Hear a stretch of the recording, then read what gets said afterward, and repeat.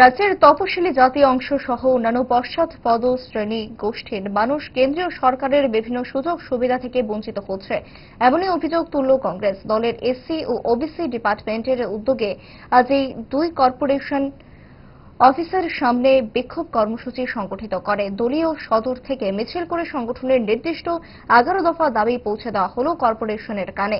বিক্ষোভ কর্মসূচি নিয়ে কি ছিল কংগ্রেসের এই অঙ্গ সংগঠনের বক্তব্য দেখুন।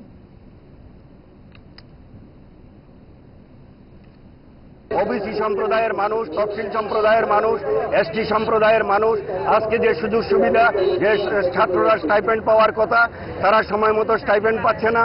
ওনারা বলেছিল রেগার মজুরি 500 টাকা, রেগার মজুরি 340 টাকা করবে। সেই রেগার মজুরি ওরা 340 টাকা করেনি। 200 দিনের কাজের সুযোগ সুবিধা দেবে, সেটাও করেনি।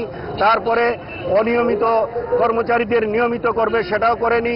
10,323কে পুনর্বহাল করবে, সেটাও করেনি।